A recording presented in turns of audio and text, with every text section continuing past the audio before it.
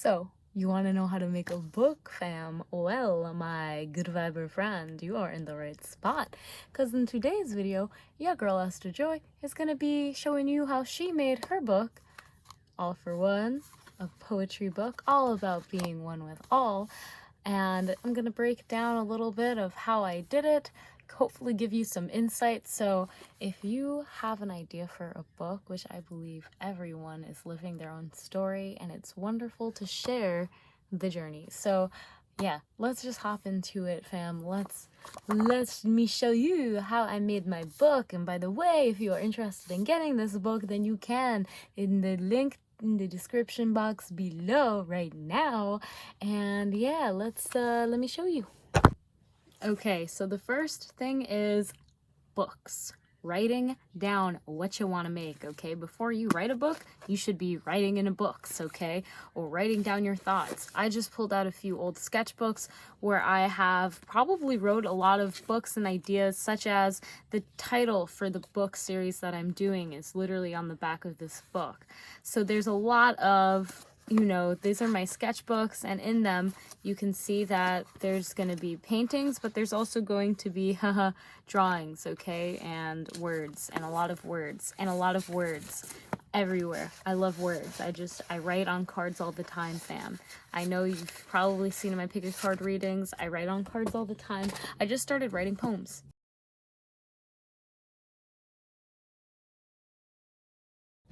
So pretty much the moral of the story is you should already be writing down things or ideas, okay? In my case, I like to draw and I like to write poems, so I constantly would be drawing and writing poems. It made life a lot easier collecting them. So that brings me on to step number 2, catch.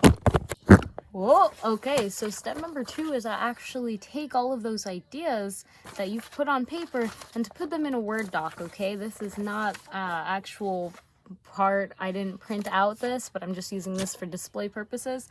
You should have a designated spot, okay? Creating a Word document titling like the name of your future book and just pasting in all of those ideas. They do not have to be perfect. You just need to have them all there so that you can get an idea of what you're creating. In my case, I'm talking about poetry books, but for you, if you're creating like an actual story, then finding those little pieces of paper that you have around the place, actually typing them into a doc so that you can look at them, edit them, and really refine them for your final rendition is absolutely going to help. So 100% take those ideas, put them on a Google Doc, okay, or a Word doc. And let's move on to step number 3. All right, number 3 is about editing. So you probably don't know, but even in school, I was a part of the school magazine called Labyrinth. We did a whole bunch of magazines and it took us a whole year to create them. But it was super fun and I definitely enjoyed learning how to edit and render things because, who doesn't enjoy editing and rendering things? With that being said, we always ran into a lot of editing problems, hence why it took us a whole year to literally do a magazine. My advice to you is to simplify the editing process as much as possible. It is so easy to run into what font should I use, what kind of typeface, should I have a border, what kind of photos should I use, should I even add photos, or all of these other things that a lot of the times people can get so hung up. They have an amazing idea for a book, but then they start thinking how can I edit this and render it, and they begin to get lost in that process. So I'm gonna share a few resources that have helped me, and to be honest, I created my whole book,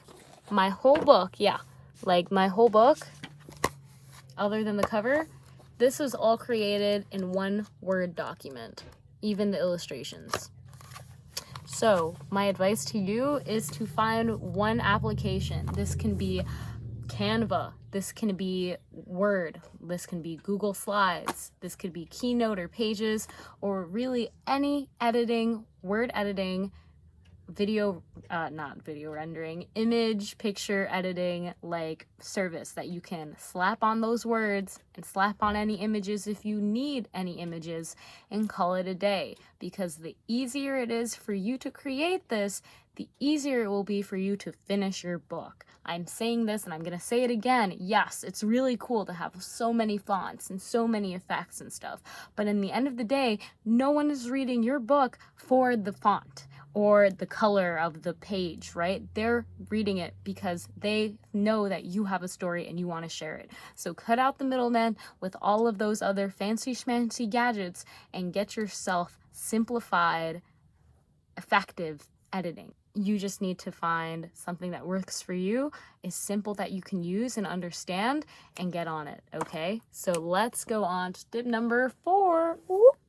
Yo, I don't even know if you're liking the transitions, but I'm just having fun out here, fam. So number 4 is all about the cover. We talked a little bit about the contents of what goes inside the book, okay?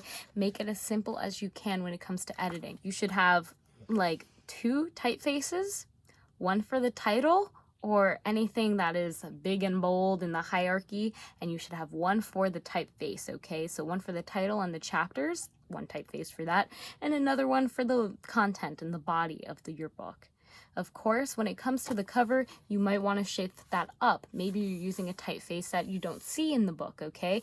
Just don't make it too crazy. I mean, hey, I can't tell you what's crazy and what's not. Do your thing, chief. Do your thing. What I used to create this cover was actually Procreate, but I know not a lot of people, unless you are an iPad artist, can use Procreate. So I would suggest using an application like Canva, which is free and easy to create the dimensions of your book covers so that you can really design it in a almost seamless way. Try to keep your book cover simple, something straight to the point that makes you look at it and think, yeah, like that represents me and the story I'm wanting to go. Do not overthink it again. It is so easy to get lost in the editing. Even though, as they say, you can judge a cover by its book. I don't think they say that, but I'm saying that now, okay?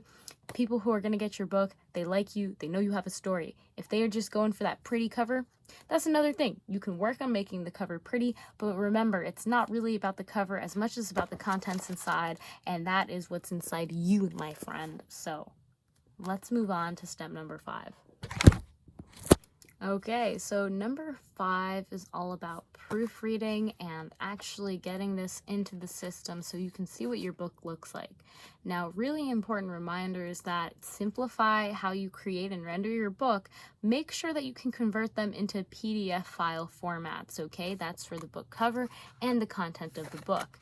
I used Amazon Kindle Direct Publishing to create my book. I think it's probably the easiest and most innovative way to print on demand and create your books.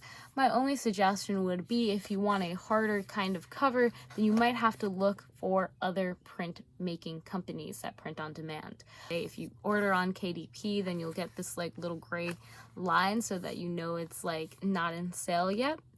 And this will allow you to really see what your book looks like physically, make any proper adjustments, such as I had to edit a little bit of the cover, I had to edit some of the contents on the inside, and these little adjustments really help for your final copy. Without further ado, make sure that you look over your writing. You understand what you're trying to do with it. You get it proofread, you get a proof copy, use KDP, really easy to set up account, and you can get your book within a week if you already have the PDFs all set out and it's all proofread and ready to go. Once you feel ready and you feel like it's ready to go, then let's move on to the final step, my friend. Whoop. I don't even know why I do these transitions, but I do. Anyways, the final step is to announce your book is out, okay? Because even if you publish the book, if no one knows it's out, then how is the word going to get out? How are you going to spread your story to the masses? So during this process of creating your book, you should be keeping people updated, okay? Whether you're editing it, whether you're writing the books, whether you're just getting the story idea down, try to involve as many people who are interested in getting your book. In the end, involve them, okay? Let them know how the story is going, what the journey of the book's life is, because these are the people that want to support you because they feel emotionally connected to the book and the journey that it has been to create it. So make sure that you're actually sharing the journey of creating the book with people. You're not just saying, whoop, hey, surprise, it's out, okay? And this is something even I myself need to work on as well, okay? So make sure that you're keeping people updated on the life of your book, okay? This is your little baby you brought into the world, all right? So when it is ready, when you press that publish button, okay, then you know that there are people out there that are like, yes, let me snatch that. I've been waiting. I've been watching. I know that you've been working on this and I'm excited to hear your story. So that is what I have to say about that. Without further ado, fam, this was super duper fun and I'm hoping that it was full of a lot of value and information that you can use as you create your book. By the way, just so you know, I'm expecting a little discount, okay? Little special helpers discount, okay, on your book. Now, just joking. But for real, I would love to know if you are creating a book or have created a book, what the process looked like for you, if it was similar to what I was sharing or if it was totally different, okay? I love to know. I love to know what kind of book you made and like all of that. If you're planning on making a book, what kind of book you're trying to make, okay? Because obviously I'm out here. I want to support you, fam. I also want to learn more about you. And yeah, spread it to the collective, to the family. Maybe someone else wants to get your book too, so let us know in the comments down below. If you like this video, you already know you can press that thumbs up right now so I know so and can continue to make more videos, possibly like this one. Maybe you want me to expand more on a topic that I discussed in this video. I would love to know, but really I just wanted to make sure that you have the tools and resources that I've learned. I can share them with you the best I can. So yeah, thank you so much. I really appreciate you for just sticking through watching this video, and I cannot wait. I already know that that means you are probably thinking about making a book, okay? And no rush, just know that you can do it. Your story is meant to be heard, and there are people that will be changed by it. So without further ado, fam, thank you so much again for joining me. I hope you found this useful, insightful. I know it's a little different than my usual, but I just, by the way, the book, if you have not got it, is in the description box down below. So totally check that out. I'd obviously appreciate it, okay? Because yeah, girl really enjoyed making this, and she cannot wait to make the next one. She's already had the idea for a few years now, okay? This is the first physical book I've ever made independently by myself, but I also have a lot of ebooks down in the description as well if you want to check out those and you have not already. So without further ado, my friend, I really appreciate you and I hope that you have an amazing day. Namaste.